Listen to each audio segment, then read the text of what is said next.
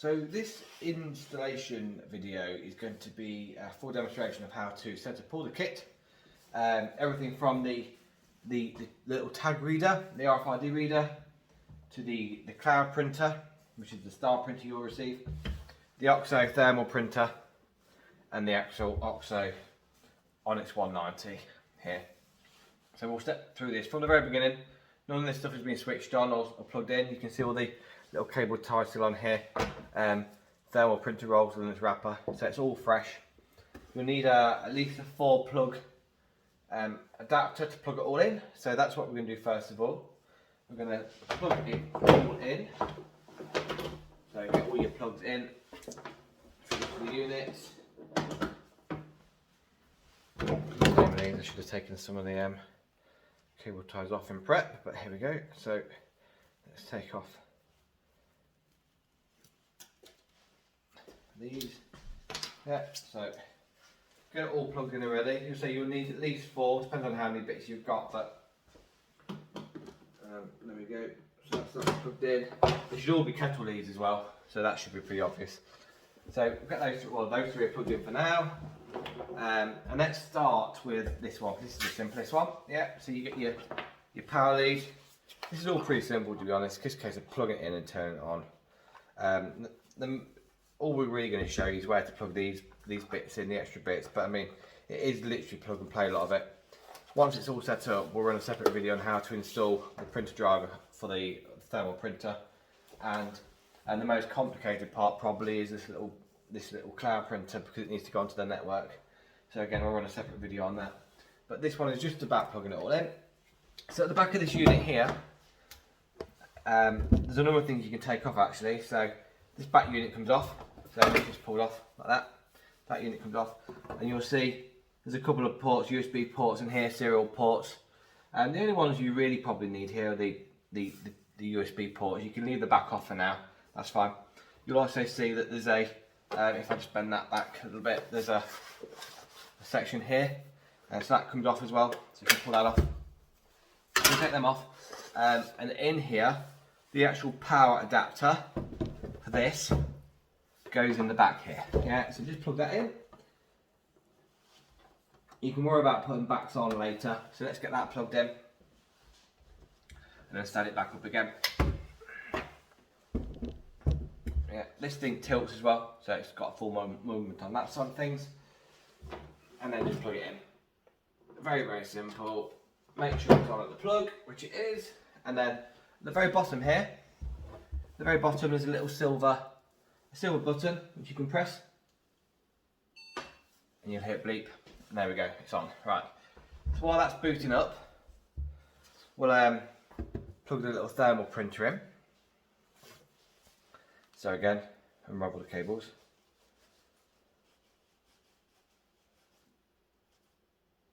There we go. Let's take them out. And at the back of the printer here, again, so this, it can be a little bit fiddle with these. So this literally just pop off at the back. Yeah, so just pull the back off.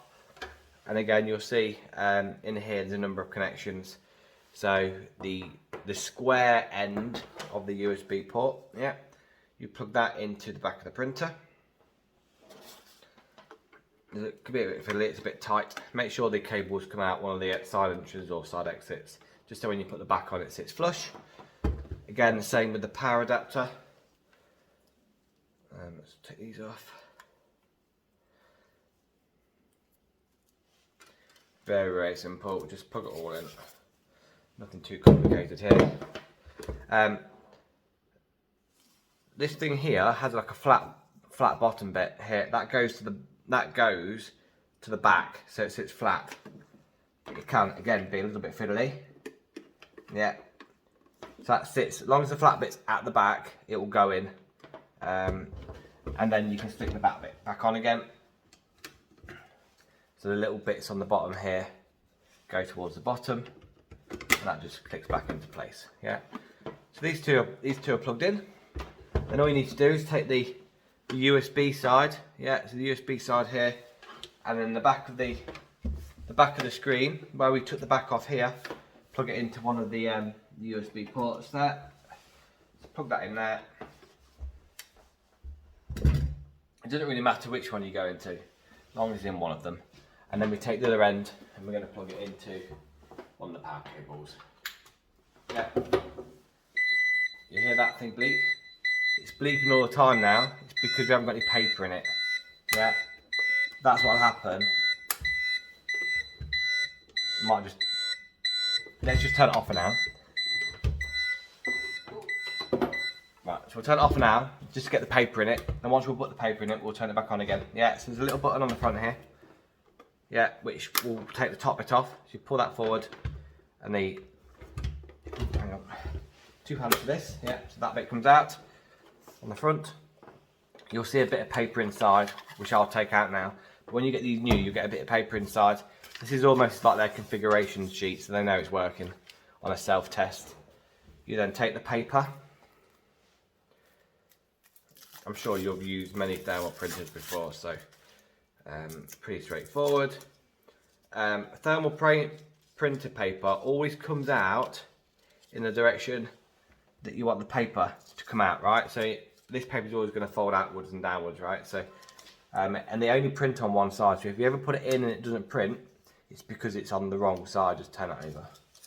There's nothing in there to hook it onto. So literally just drop it in. Pull the paper out the top and then shut the drawer. Yeah, so just so it's sticking out the front. Now if we turn it on, it shouldn't be moaning at us. Right, so if we plug that back in again, you should hear it bleep. And we're on. Right, we'll run a video on this, on how to set up this printer very shortly, but that's your printer and your unit plugged in. Nice and easy. The final part to this little jigsaw puzzle for now is the RFID. Yeah, so this is a very simple RFID unit. It's got a little connector on the back there. So again, plug that in. There we go. And then plug this, the USB side, in the back of the screen. Again, you can go, it doesn't matter which one it goes into. There's a number of different ones on the back here as well, so you can go to any. Yeah, you hit bleep a few times, you know it's working. A quick way to test its reading is get one of your little tags. Yeah, pop it on thing, you'll hear it bleep, you know it's reading. I should again run a different video on these to actually show you how to program each of these. You've got, I think there's 800 in total, I think, for this order. But, yeah, so I'll show you a different video on these. And that's it essentially to actually plug that bit of kit in. This one I will show you on a separate video, because this has a slightly different network. We need to plug it into a connection. So on the back here you've got a number of connections. This has to be connected via Ethernet. It doesn't have Wi-Fi involved. So you plug this in, you put your paper in, and then there's a whole configuration side of things which I will talk you through and run a video on. When you log on to the unit, it'll automatically log in. Ideally, we want to plug it in via Ethernet. Again, there's a connection on the back here, under here there's a connection for Ethernet. If we can get it plugged in, that'd be great. If not, it's got an option for Wi-Fi.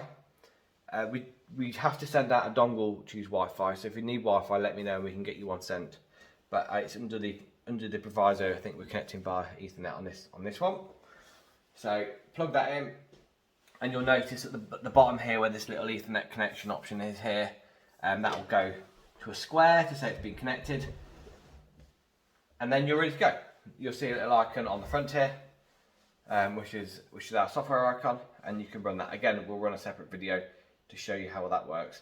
But for now, in its simplest form, we're all plugged in.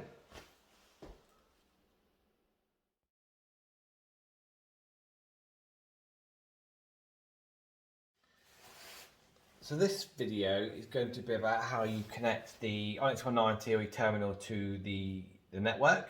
It's also going to be about installing the thermal printer, the one that's connected locally. And it's going to be talking about what to do if your icon's not on the screen, and what to do if your keyboard doesn't load. Number of things that can happen when they first get shipped from our supplier.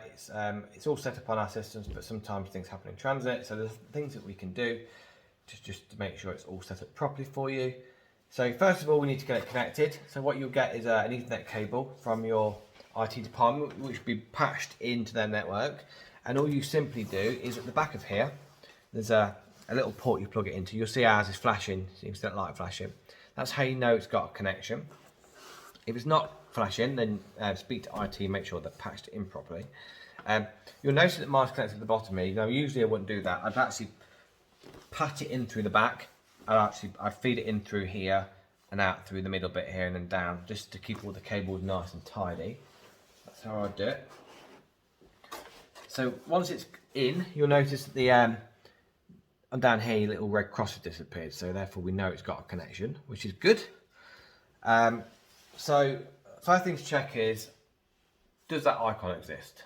Now, if it doesn't, I imagine it's not running something called tablet mode, which will also probably mean your keyboard's not working. So the best way to check this is if you click on the icon button and you go to type something, your keyboard should appear, right?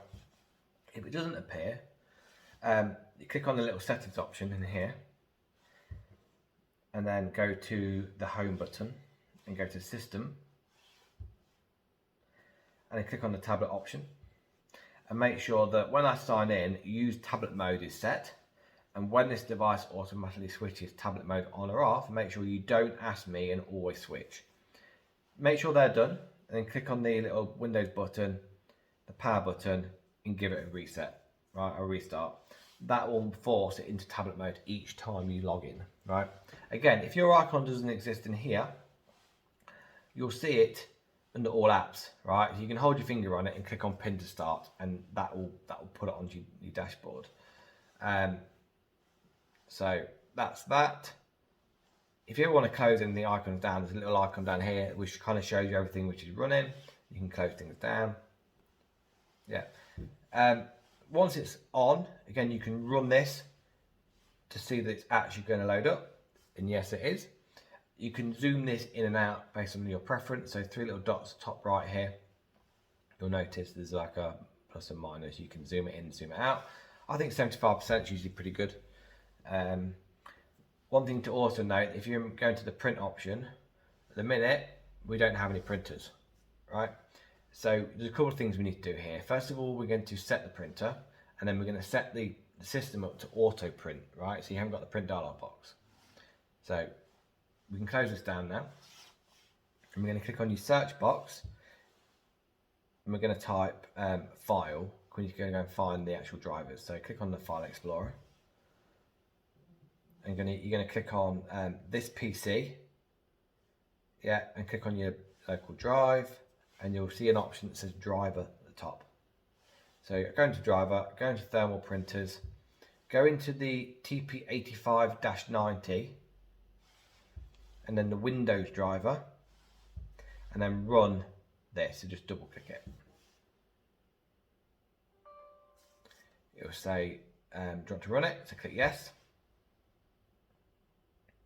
And then run through the options. So I accept the agreement, install the printer driver, unfortunately we can't do this before we send it out to you. Click finish, you can close that now. Now if we go into the search box here and type in printers, yeah, you'll see printers and scanners come up. You'll now see your TP85 in here. If you click on that and go to manage, you can do something like print a test page, yeah, which will print out your receipt. So you know the two things are connected now. This is really good. One thing you do need to do, if you've got a cache drawer, you need to enable the cache drawer. Now, on the back of your printer, and actually one thing I've not got here to show you is the cache drawer. There's like a cable which runs out the cache drawer. That prints into one of the sockets in the back of here. Right, so make sure those two are connected if you have a cache drawer. And then you'll go into your printer properties in here. I need to find them.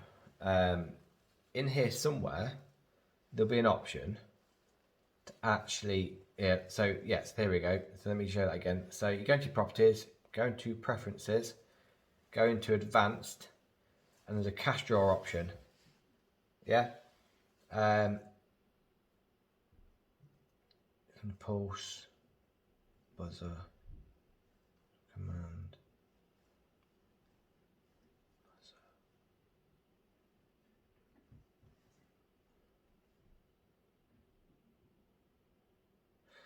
Yeah, so sorry, I was just pressing a load of buttons and just trying to figure out in my head whilst I was showing you. They change on every single driver we install. They seem to change. So yeah, so it's in your advanced option here. Go into your cash drawer option, and it tells you. And I'm not entirely sure which one of these. We're trying them both. Start the document, end the document. So if you click on start the document, the cash drawer will open before the receipt prints. If you do end document, it will do the receipt print and then open the cash drawer. It's totally up to you in which order you want to do it. So click OK, and you can do, once you've done that, click OK and OK and OK, and then do your test print, and it should open your cash drawer. So by all means, give me a call if that's not working, but it'll be setting it in there somewhere. So now we've got that set up. We'll go OK. You can go to your print preferences, I think it is. And I go to open print queue, and then do the printer option. You can do set as default printer. Yeah, so make sure that's set as default printer. Now if you open this, and then you go to the three little dots and go to print. What we need to do is make sure this is set to your default printer, right? So when you load it up, you see there's nothing there. Click on see more, and then pick your TP85, right? In your under more settings, go to your margins and go to none. Yeah, otherwise you're going to put margins left and right. And you can leave the rest as it is. So press cancel on that. So that's kind of all set up now. The only other thing we're going to do now is we don't want that print dialog popping up, right? So if I was to go into here, and if I go and log in, hang on a sec, let me just log into our account here. I just want to show you what I mean. Pardon me.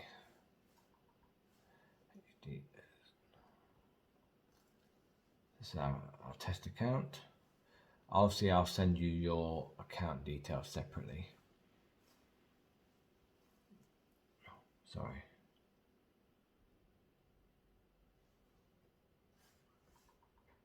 HDS. Helps if I type it correctly.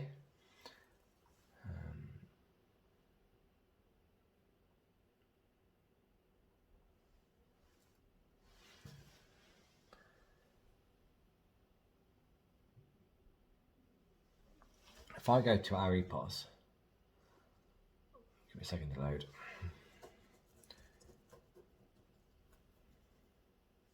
There we go. Never.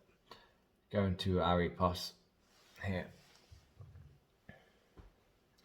and I'll click on last receipt.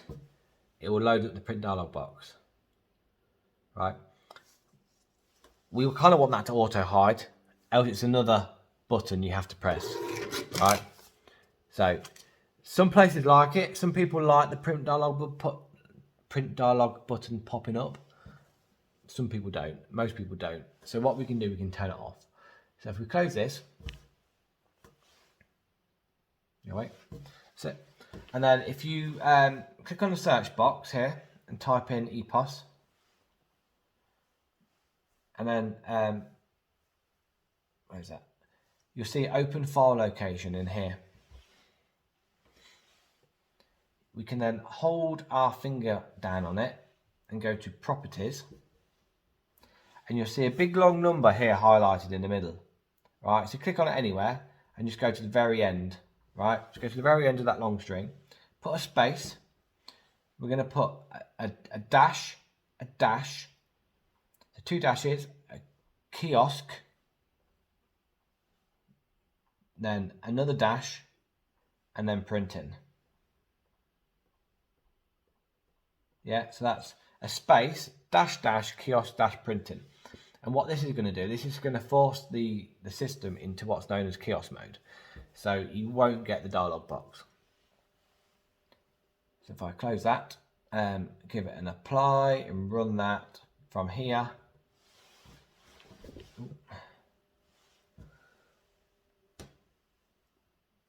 just log back in again. So if I just log back in, go.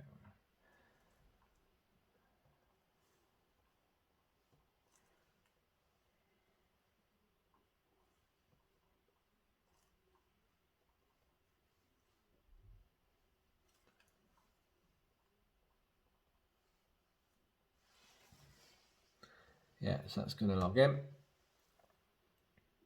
There we go. Go to our EPOS. Now, it may work first time, sometimes it doesn't. If it doesn't work first time, give your system a reboot and it'll be fine. Click on last repeat. Do you see how it came up and then went away straight away?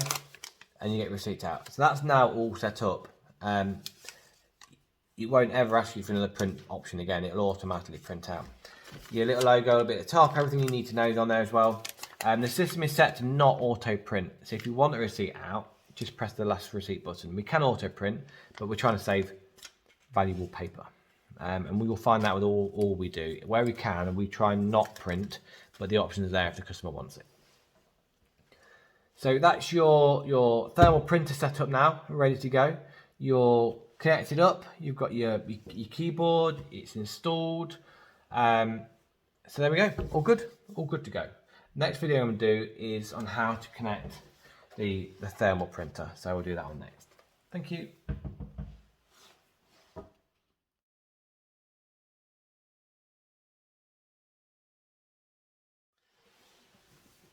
In this video, we're going to talk you through connecting up your little kitchen printer. So this will go directly into the kitchen or wherever you're going to get your receipts out of. You need your Ethernet cable. So this is the one that's going to be patched in via IT. So plug that in the back. Obviously plug your power cable in the back. I'm going to turn this off for now. When you first turn this on, right? When you first turn this on, you need to hold both buttons down at the same time, right? So you're going to push them down, right? And then once you've pushed it down together, let go of the power button, but hold on to the feed button, right? It will start to print out a bit of paper in a minute. At this point, once it's finished doing what it's doing, you can let go of the feed button, right? It will in a minute, once it's got an IP address through Ethernet, it will start printing again. You give it a couple of moments.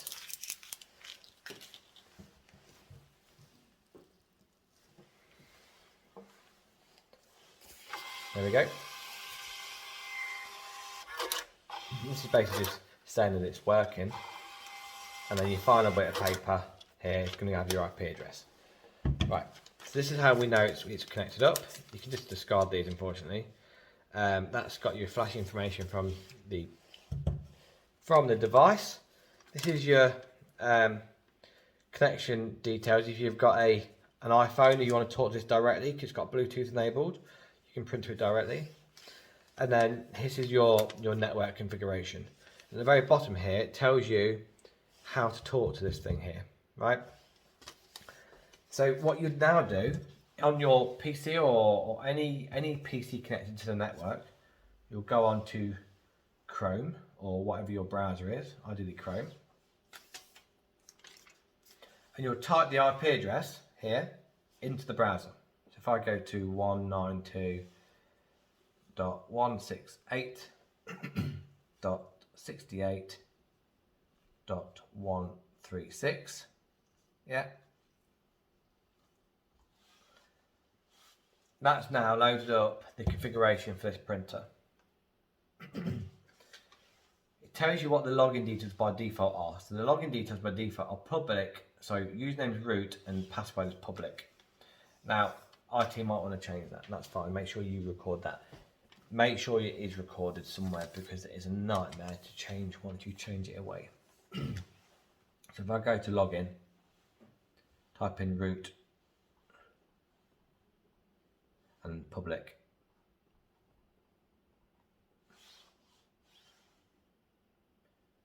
I'm going to save it on here anyway for the time being. Right, it is going to ask me to change it, right? So you can leave the old one in, you can type in the new one. For the sake of this, I'm just going to keep it the same. It makes no difference to me here. Yeah, it's now going to restart this if I click save. Yeah, so every time you make a change, it tells you to give it a restart. Yeah, so execute that. It's going to restart the system and give it the new details, right? You'll get a little printout as well, just to confirm that it's done something. Yeah, so this is the new network information. Yeah, so it's giving you the new details on here, which the IP address should be exactly the same. The one thing we're going to do is enable cloud print. So you see an option here that says cloud print. We're going to give it a turn on here. I'm going to send you a URL to paste into here, right?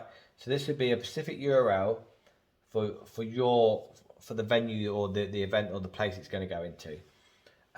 Your polling time you can set to whatever you want. 5 seconds is fine.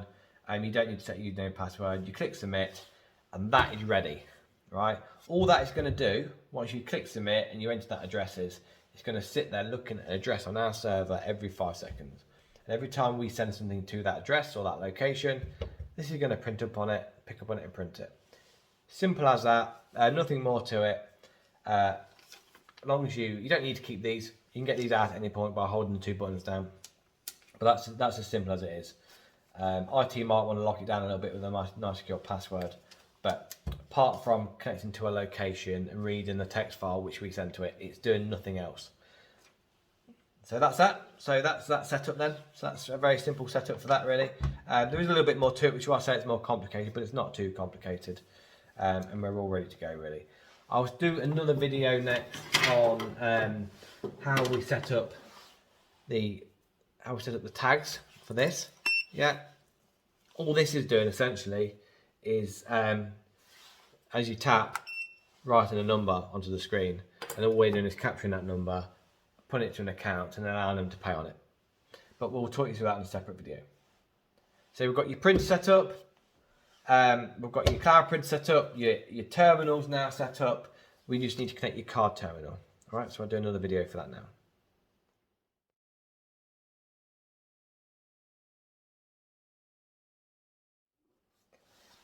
This video is to talk about how we're going to connect your payment machine. Your payment machine may look slightly different to this. So this is the Move 5000. This is one of the mobile terminals. You may have the Ethernet connected, which is a little bit more chunky, but it's got an Ethernet cable which can go into the back of it. So when you get out the box, you just literally connect the Ethernet cable. So in your setup, you're probably going to need, well, you need an Ethernet cable for your terminal, an Ethernet cable for your card terminal, and then you'll need one to go into the kitchen. So I need to sort that out for you. And this one is going to be a mobile one. Essentially, it's the same setup in terms of our system. So I was going to show you how it runs. It's very easy.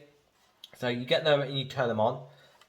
Just to press the power button when they come. It will load into the, if you can see that, the trust payment screen. Now, one thing to note, once it's got a connection, is you need to pair it. And trust payments only allow you to pair them on the hour, right? So if you were to do this at 5 to 10, it will be ready at 10. If you do it at 5 past 10, it won't be ready until 11. Yeah, so be aware of that and make sure you do it in plenty of time before a service. Ideally a night before, so we can make sure it's all up and ready. To get it paired, you very simply click on the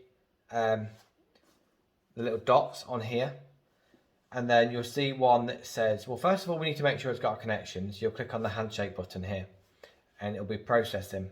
And what you should get out instantly is a receipt. Now, on this particular model, we've got the receipts turned off, and I'm pretty sure that's the same on yours. So if you go to the little icons, so the little lines at the bottom, and if you go into user settings, and if you scroll down, you should see one that says terminal receipt, and you can turn it on and off. So this is a new thing actually that we've driven with trust payments, because obviously we live in a sustainable world and we want to reduce the amount of paper we use. On one hand, we promote planting trees, and on the other hand, at one point we'll burn through loads of paper. So we've really pushed to get receipts turned off. You know, and most times you don't need them. Most of them will get, I think it's like 85% of all receipts go in the bin. An actual thermal printer is not recyclable. because of the chemicals it uses to print. So if you can turn them off, great. So that's how you turn them off. If we go back to the little dots again and click on handshake, if it fails for any reason, it'll tell you at this point, right? If it says complete, then you know it's working, right? The beauty of the receipt, though, when you first do it, so don't turn your receipt off straight away, is that you get a mid or a number across the middle, and you need that number to click on admin. Admin asks you for a 6-digit PIN code. And you'll see a big long number in the middle. What might be best if you take a picture of that, send it to us, and I'll tell you what it is. But once you realise where it is, you'll know for next time.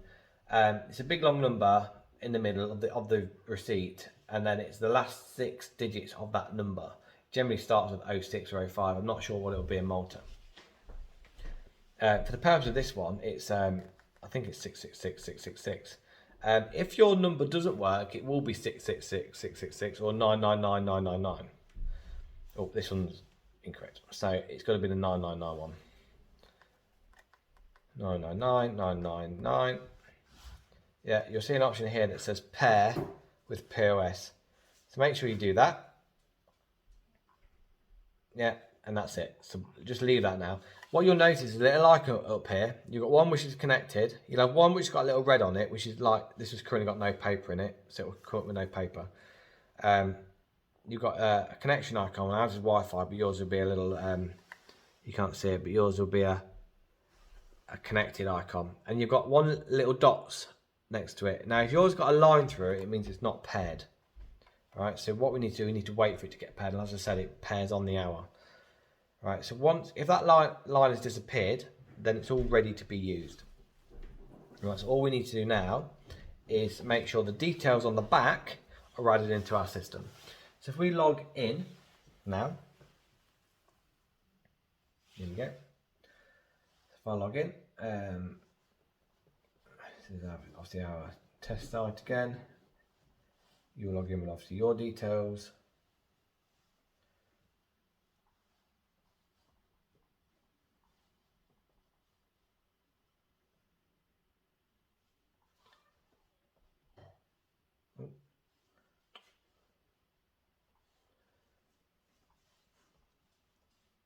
Yeah. So once you've logged in, you'll go to the option up here. I'm ever so sorry, let me just let my dog out. Hold on. Do apologise. So you're going to your icon top right, click on settings, and then you'll go into EPOS. You won't have as many options as these, but you'll see EPOS. And then you won't have many options of these either. You'll just have the one, which will be your Castles terminal. So you type in whatever name you want to call it. So it could be restaurant. If you've got more than one, again, you can name them whatever you want to name them. And this number on the right is the number on the back. Now, if it's an Ingenico machine, which this one is, it's a big long number at the bottom. And if it's a Castles terminal, which yours will be, it's a number near the top here, around here somewhere. It's got an SN or serial number before it. And you need the big long number after it. And it will look something a little bit like one of these numbers here. It's about 12 characters long. I think it's something around about that. So you just literally type that number into the box and give it a name. It auto saves as you type in. And then if you go to your EPOS here, what you can do on the little, you'll see a little burger menu here. You can make sure that you're connected to the right terminal. And this is also how you can swap them over. So if you've got multiple terminals, you can pick which terminal you want to send the payment to. Now this is the Move 5000 Trust Payments terminal. Right, so now in theory, this system is now connected to this system. We've paired it and we've got the system talking. So if I now go and add something in and check out card machine, yeah, so you'll see it ping straight through on there. Now if I was to get my phone, which I don't seem to have down me, I could connect it here and it'll just go straight through. This will sit here now waiting. If I was to cancel it on here, yeah, it will talk back. Yeah. So the two things are completely connected now. So that's how you connect these up. Yeah, so that should be good. And yeah, I think that's all. I think that's everything you need really. I will do another video on how to connect these, or at least I'll send you some instruction on how to do these. It's slightly different on these because in your settings, EPOS, there's an option, and you're probably best doing this off your PC. So you'll see import and export preloaded tags, right? So you want to download the spreadsheet. Now for every student, you need to pre-fill their ID of their name, and then for each tag, this is why this is important. This will probably be connected to your PC. You'll click on the cell with the ID, and you'll just tap it, right? So if I was to click into this icon here and tap this, you'll see how it's loaded in the number straight away for you. Obviously this doesn't exist at the minute. These all need added in. So for each user, you really need to load up a spreadsheet and add all the IDs in, and then re-import it back into the system. So you go into import, you'll drop the spreadsheet on there, and it'll start working. So that's how you set up the card terminal. I'll send you instruction on these anyway. But there, hopefully you are good to go. Thank you very much.